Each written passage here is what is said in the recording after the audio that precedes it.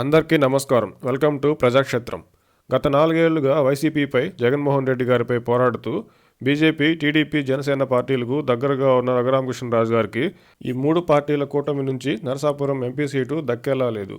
TDP, Janasena పార్టీలతో సమానంగా YCP వ్యతిరేక వర్గంలో పేరు తెచ్చుకున్న రఘురామకృష్ణరాజు గారికి టికెట్ ఇవ్వకపోవడం అంటే కూటమిలో బీజేపీ పాత్ర ఏమిటో అర్థమవుతుంది. వైసీపీ అగ్రనేతలు రఘురామకృష్ణరాజు గారికి బీజేపీ టికెట్ రాకుండా ప్రయత్నాలు చేస్తున్నారనే వార్తలు చివరకు నిజమవడంతో పాటు ఆయనకు టికెట్ రాకుండా చేయడంలో వైసీపీ సఫలమైంది.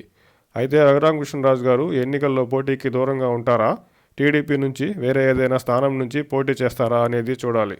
4 ఏళ్లుగా రచ్చబండ ద్వారా ప్రజల్లో గుర్తింపు తెచ్చుకున్న రఘురామకృష్ణరాజు గారు బీజేపీ, వైసీపీ రహస్య బంధంపై బీజేపీని ఒక రకంగా వెనకేసుకుని వచ్చేవారు. టీడీపీ శ్రేణుల్లో మంచి ఫాలోయింగ్ ఉన్నప్పటికీ నరసాపురం ఎంపీ సీటు బీజేపీకి వెళ్లడంతో రఘురామకృష్ణరాజు గారు సీటు కోసం వేచి చూసే పరిస్థితి ఏర్పడింది. బీజేపీ కేంద్ర నాయకులను విశ్వసిస్తూ వారి పట్ల విధేయతను పదే పదే చాటుకునేవారు.